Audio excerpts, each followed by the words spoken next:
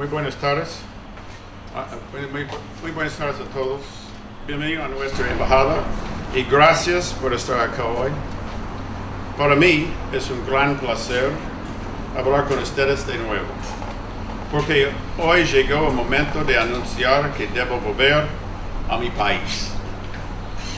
Ya pasó más de un año desde que llegué a Uruguay. Pueden creerlo. Fue una gran experiencia para mí y un gran honor servir como embajador en este país. Como verán, mi español tal vez mejoró un poco en este año, pero para no meterme en problemas de mi último día, voy a continuar hablando en inglés y Federico, mi amigo, por 15 meses, os va a ayudar con la traducción. I want to start by, you need help? I guess we'll wait for the channel to get fixed. ¿Estamos bien? ¿Lo esperamos un poquito? I would hate for CBS not to pick it up. Yes, I will. ¿Está bien ahora? Voy a probarme con el otro cable. ¿Tienes otro cable? ¿Tienes otro cable ahí? Cable. Necesita cable. No testing. 1, 2, 3, 4.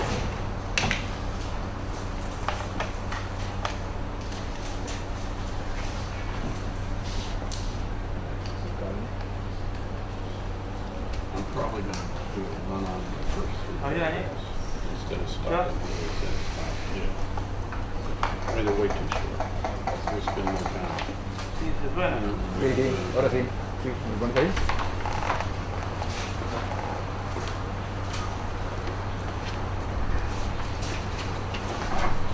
Gracias, Pablito.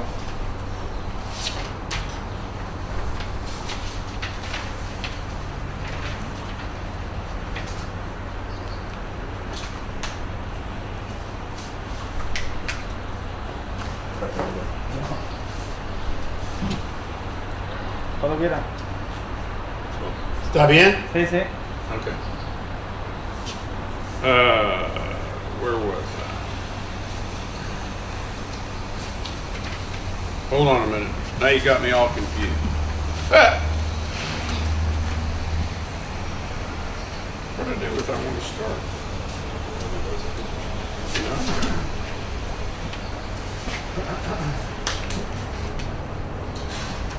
Well, I lost page 2 somehow. Since my row. Okay. No, that's all right. Okay, y'all ready? Listo? Ready? Okay. I want to start by thanking you all for the hard work, for amplifying our voice, and for always treating me and my team with great respect. I deeply value your work. I majored in journalism. I thought I was going to be in front of a radio, you know, talking on radio or in front of the camera. But my life didn't wind up that way. So I understand the vital importance of what you offer and the real importance of an independent and free press.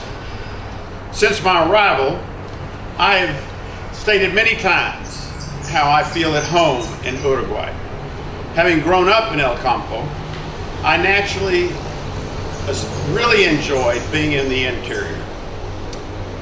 It's a vibrant agricultural industry that makes Uruguay and Texas, my home, so similar. I visited very large farms and very small farms, and agribusinesses of all sizes, participated in Patria Gotcha parade, and proudly carried the United States flag, and led our U.S. Embassy's return to Export Prado after a 10-year absence, and also Export Salto as well, and enjoyed those immensely, and felt that I was carrying the American message, the U.S. message, to the interior of the country at all times. Getting out of the capital and talking to farmers and businesses of all sizes and local residents has allowed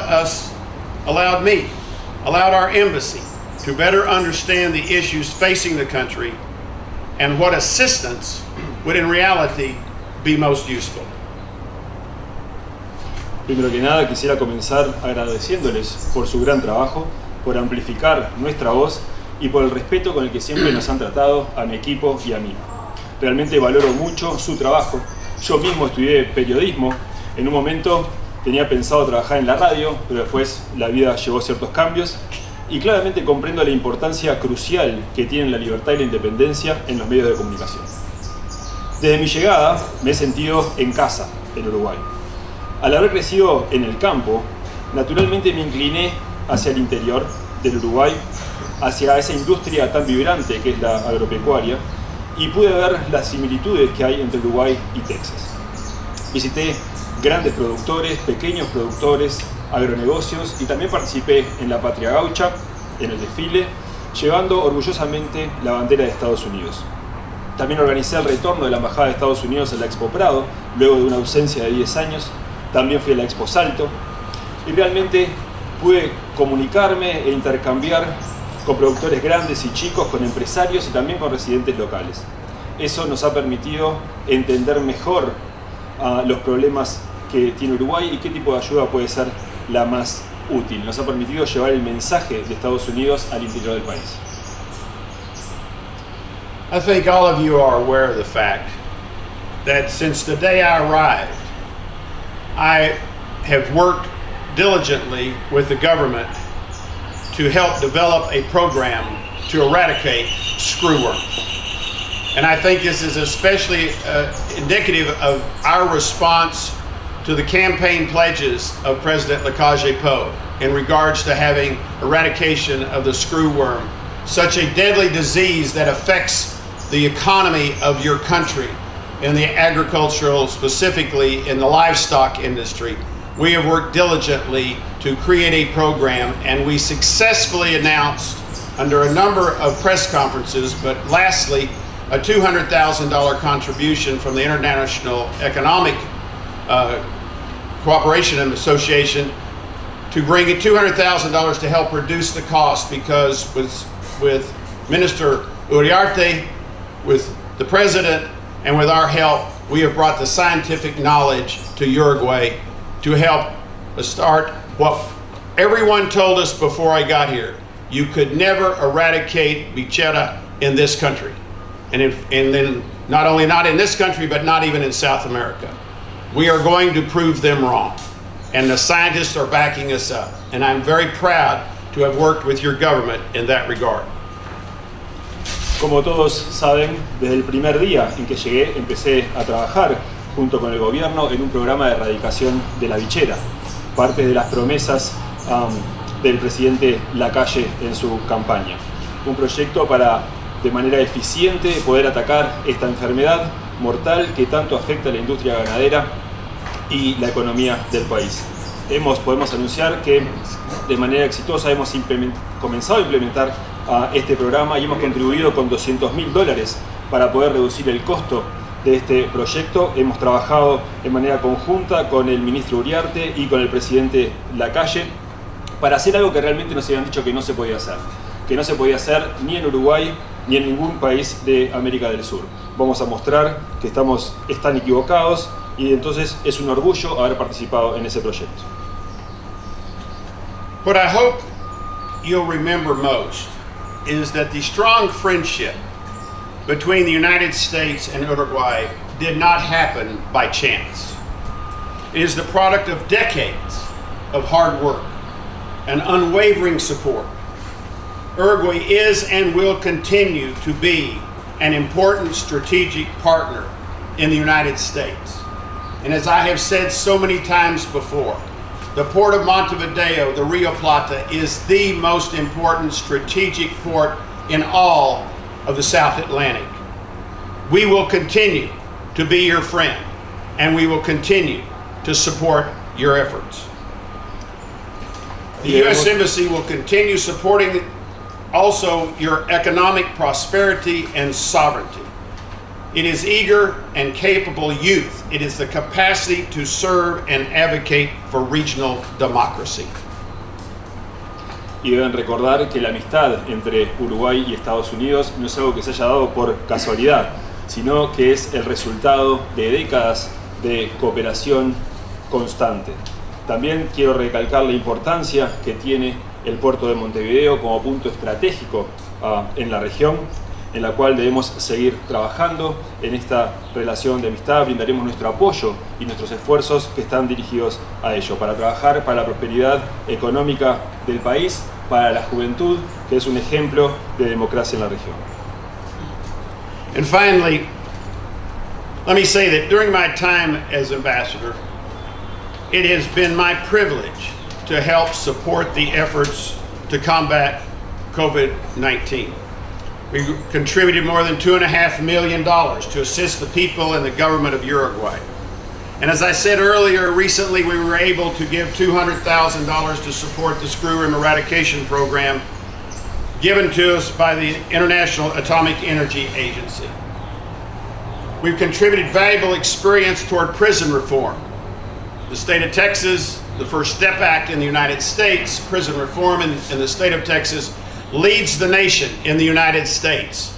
And it was my pleasure to bring the experts from Texas to meet with and work with the prison rapporteur here to help reduce this recidivism rate and improve the life and the conditions of all incarcerated. Durante mi estadía también hemos liderado los esfuerzos para la lucha contra el COVID, con más de $2,5 millones para poder apoyar al gobierno y al pueblo uruguayo.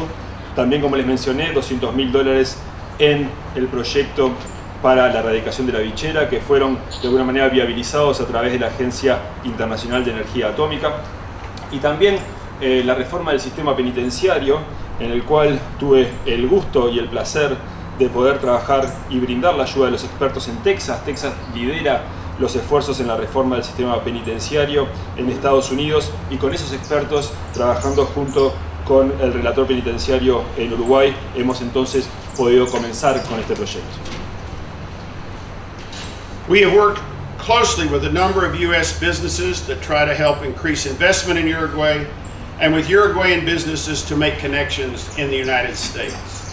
We also worked hard to connect people of Uruguay to highlight the rich commonalities that have joined our two countries for over 150 years, our two cultures, to improve, to continue to improve, and to forevermore have a bond and a relationship with the great people of Uruguay. It has been an outstanding 15 months.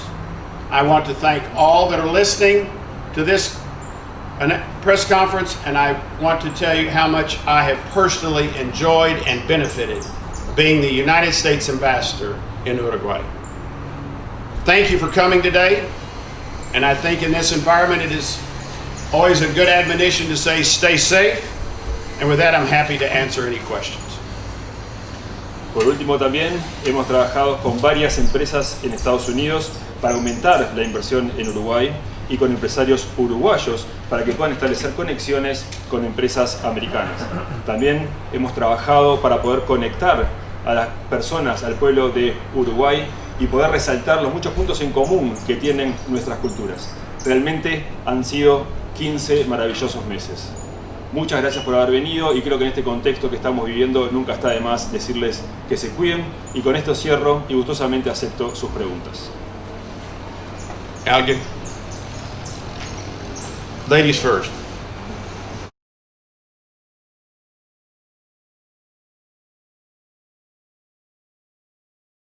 Entonces, en este contexto, ¿qué opinan de este traspaso de mando que es bastante atípico? Por un lado, el presidente Trump no va a estar en la ceremonia, y también la seguridad alrededor del Capitolio. I heard the first part of the inauguration. Tomorrow is the inauguration of this pretty particular one. So what do you think about the handover being Trump absent in the Secretary of the Capitol? The good news is I'm not there, so I don't know what's going on. I get the same stories that you do.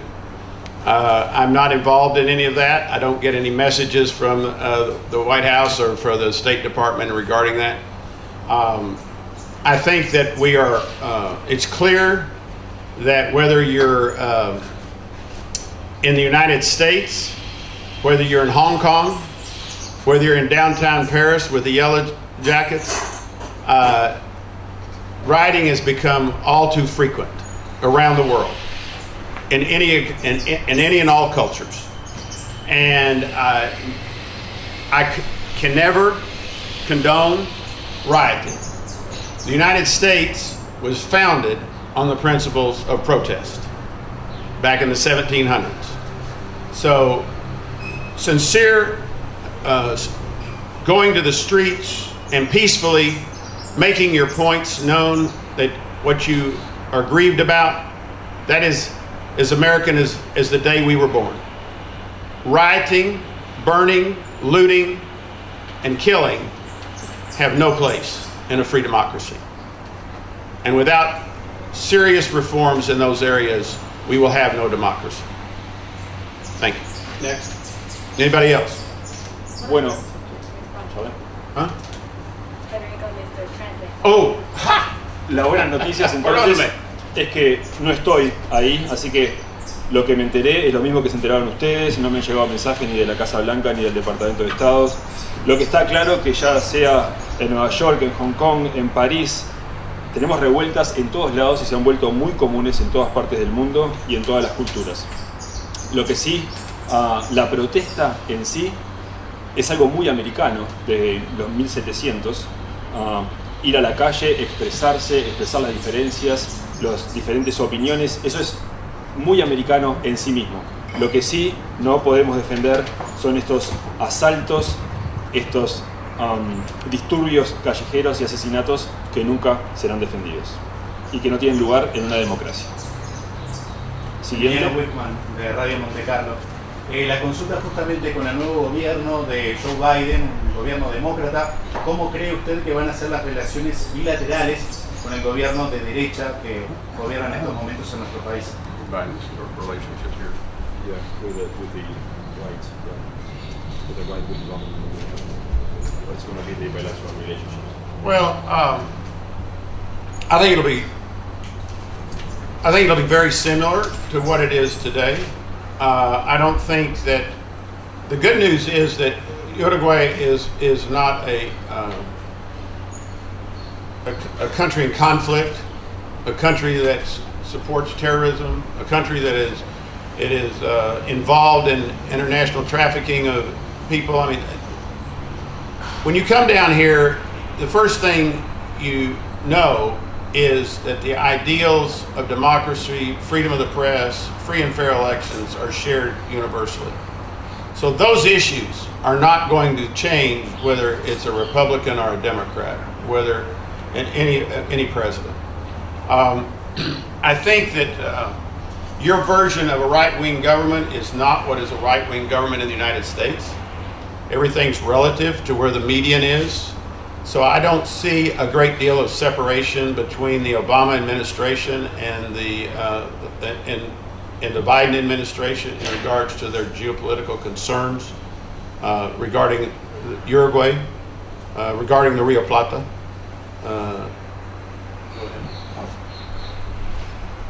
Realmente creo que las relaciones van a seguir siendo muy similares a lo que son hoy en día. Lo bueno es que Uruguay no es un país que esté en conflicto, que tenga conflictos, que apoye el terrorismo, que esté involucrado en el tráfico de personas. Cuando uno llega aquí a este país, le cuentan sobre la democracia, los medios de comunicación, la libertad de prensa, las elecciones libres. No creo que eso vaya a cambiar con ningún presidente. Y realmente creo que su versión de la derecha no es exactamente la misma versión para Estados Unidos, todo es relativo desde el punto de vista, así que no creo que las administraciones ni de Obama ni de Biden vayan a cambiar en lo que se refiere a los aspectos geopolíticos para Uruguay o para el Río de la Plata.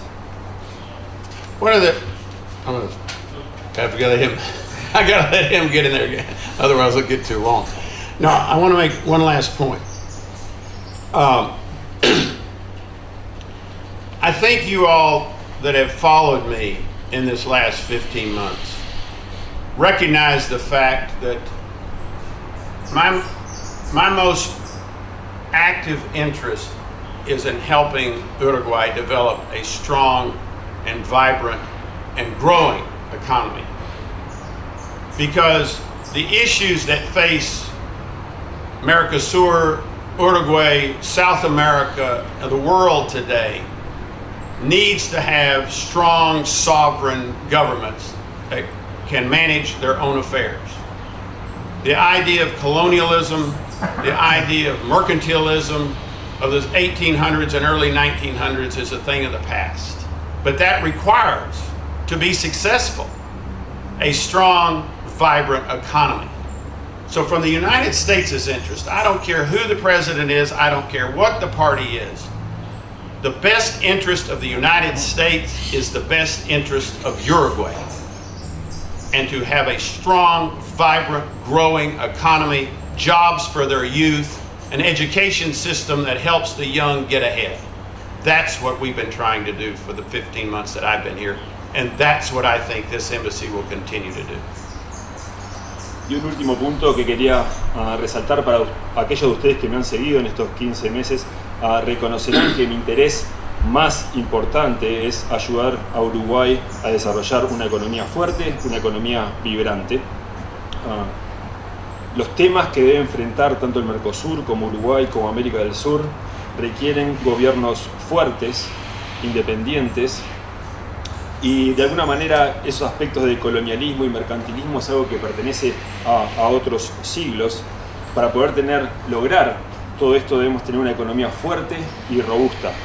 A Estados Unidos no le interesa demasiado qué presidente esté ni qué partido político esté en el gobierno, mientras sea lo más importante y mientras sea lo mejor para Uruguay.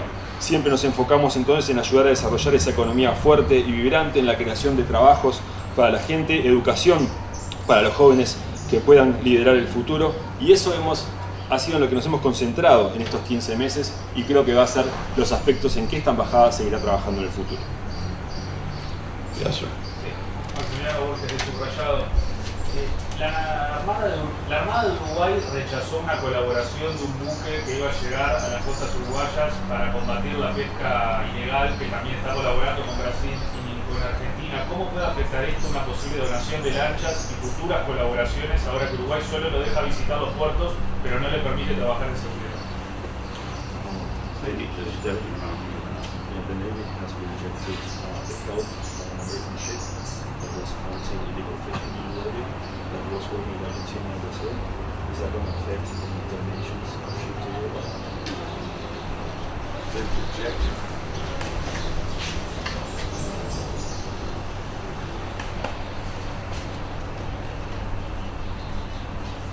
Oh, okay, but no. Okay, good. But the stone is still coming. Yeah, no. Your information is wrong.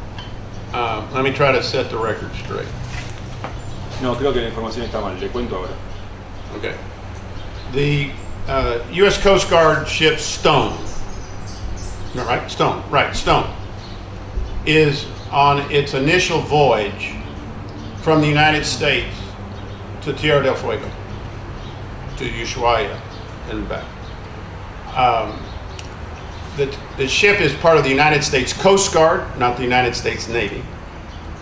And their function is to protect against illegal fishing and drug transportation on the oceans, those two.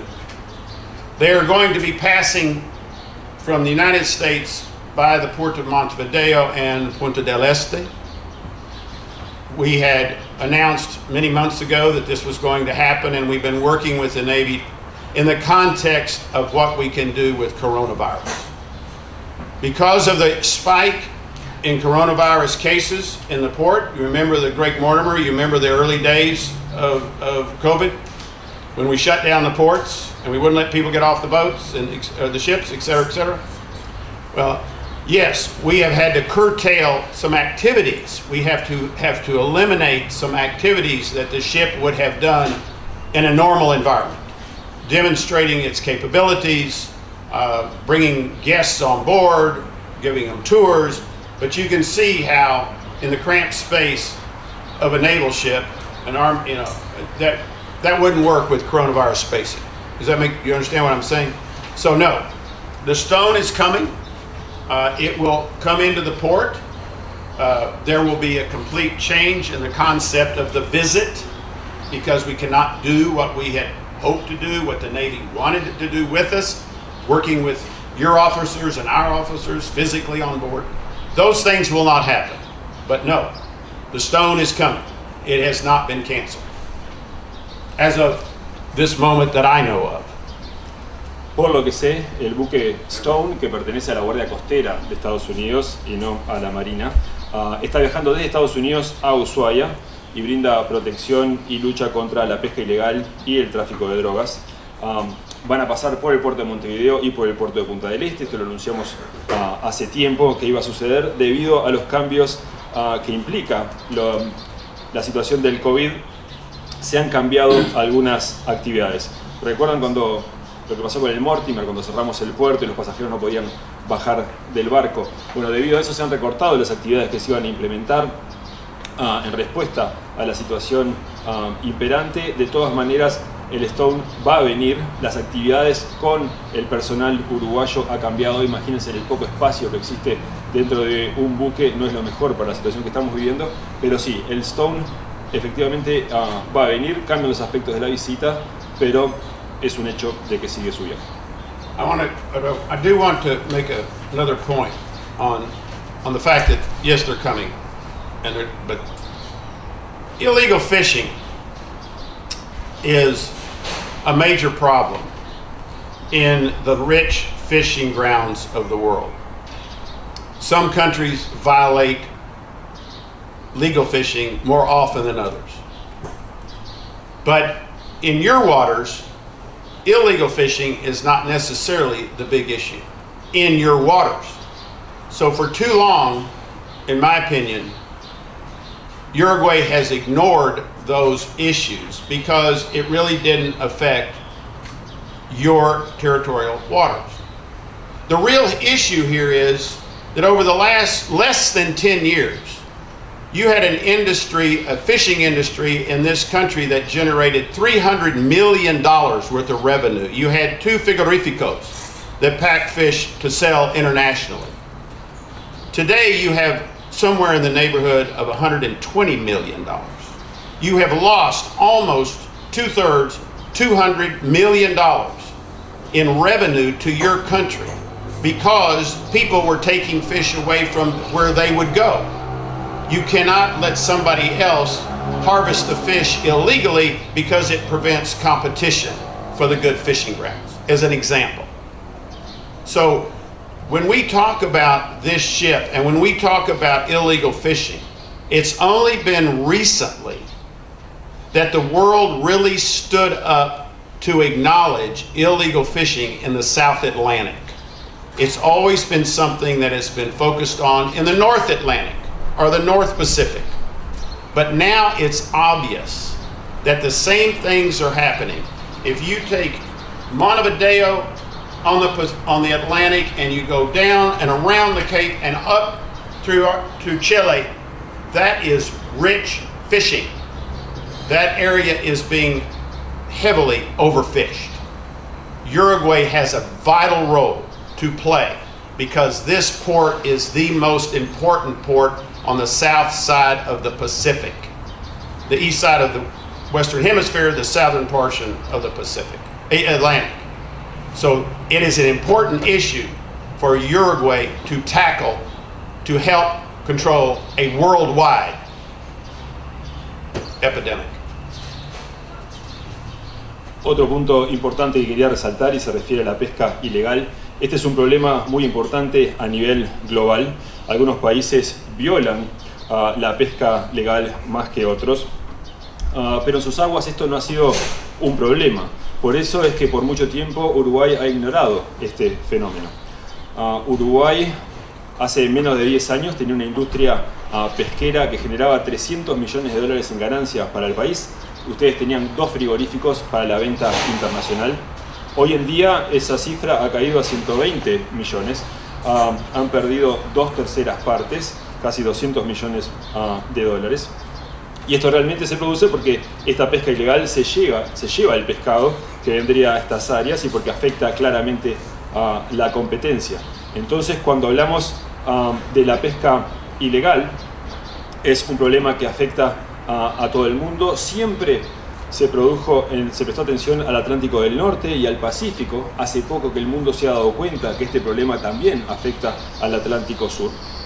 Si vamos desde Montevideo hacia el sur y luego pegamos la vuelta al final del continente hacia Chile, estos son terrenos muy ricos para la pesca, donde se ha producido una sobrepesca muy importante. Uruguay tiene un rol muy importante para jugar en este tema, evidentemente porque Montevideo es el puerto más importante en el Atlántico Sur por su valor estratégico, y es un tema importante para tratar en el futuro y tener un rol en este tema.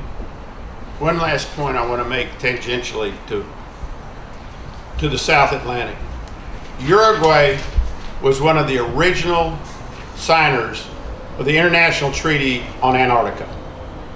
Uruguay is proud of its tradition of being actively engaged in one of the foremost international forums that is growing in ever more importance around the world, the Arctic and the Antarctic.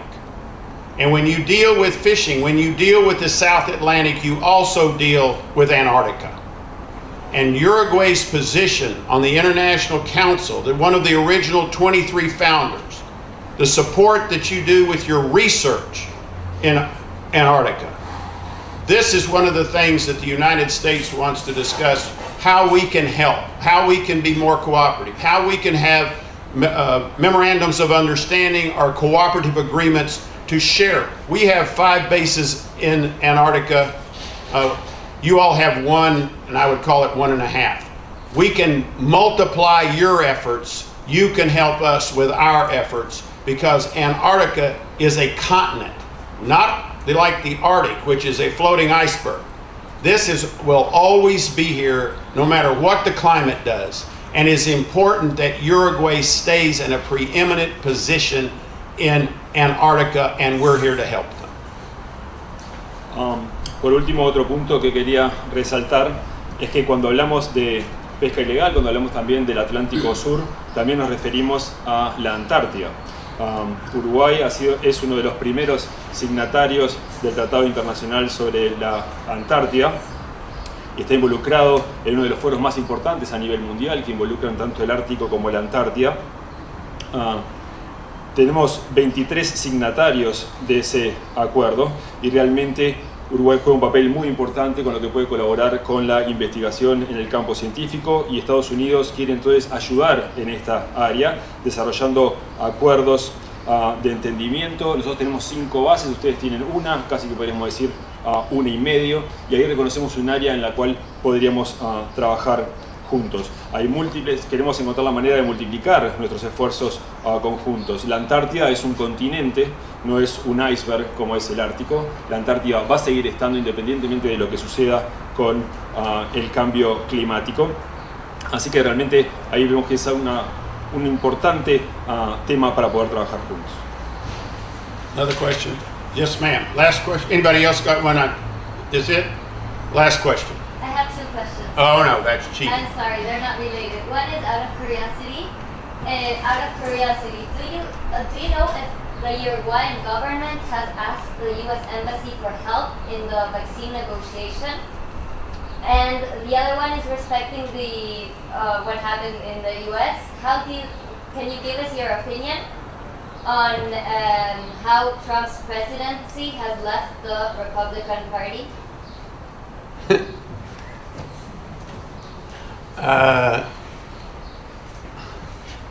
She knows I shouldn't answer either one of those. I think your government's been very open about their negotiations. They've been trying to find vaccines for their country, just like every other country in the world that respects their people and their health and safety. Let's face it, Uruguay is literally the best country, certainly in Latin America, if not the whole world, in regards to its response to COVID-19. I mean, we were down in August and September, we were what, down 1 or 2 cases a week, max. We thought the thing was over. You know, I point out frequently that you have 1.5 million people in Montevideo. We have 1.5 million people in Dallas, Texas. We were having 2,000 people get sick and 200 die a week. You know, you haven't had 200 people die since the beginning. Yes, we're having a spike.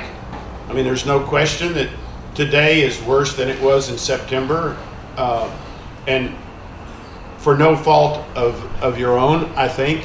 I do feel that there's been some events that help people not want to wear their mask or not want to behave like they should with social distancing. But if you see what's happening here to maintain your economy, the stores are working on, you know, proper distancing, proper number of people in the building. Your restaurants are separating people. Your economy is slowing down, but it is not collapsing like it is so many places around the world.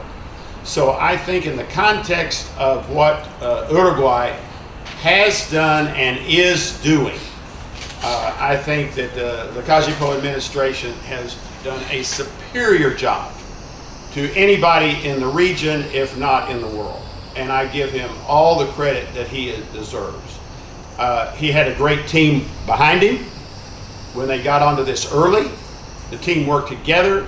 They came together, they discussed the problems, and they addressed it. So I have nothing but the highest respect. And yes, they're talking to people about getting a vaccine as soon as they possibly can. They contacted me back in October, even before we had a known vaccine, wanting to know the process. So they've been working on it. There's absolutely no question about that. And with that, I think every one of you should write an op-ed piece and tell everybody that reads or listens to you all that you all have done the best job on coronavirus of any country that I know of, and you should be very proud of yourselves because your citizens listened and did what was necessary. With that, I say thank you all. Good day. And the Republican Party question? The what? About the Republican Party?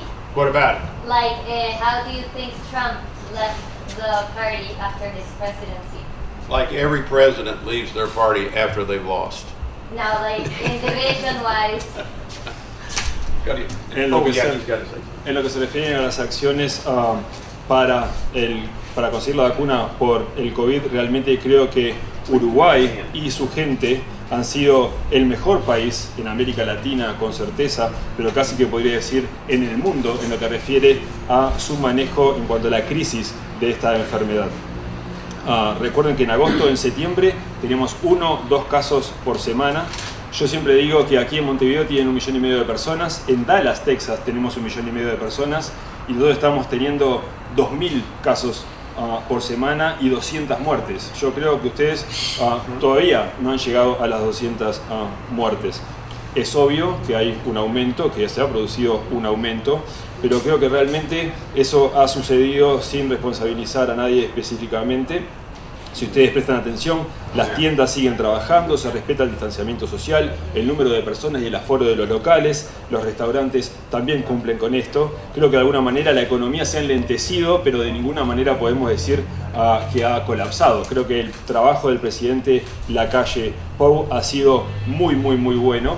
Para resaltar a nivel mundial, debe llevarse todo el crédito él y su equipo que han trabajado de manera conjunta, discutiendo y tratando el tema. Creo que realmente se han ganado el respeto de todos. Sé que están hablando ahora por temas de la vacuna, me ha contactado a mí, me contactaron ya en octubre cuando todavía no había tanto aumento en los casos. Y realmente creo que han hecho un muy buen trabajo el Uruguay entero y que deben sentirse muy orgullosos de todo lo que han logrado. Y con esto me despido y les digo muchas gracias. ¿Está bien? Gracias, amigos. Gracias.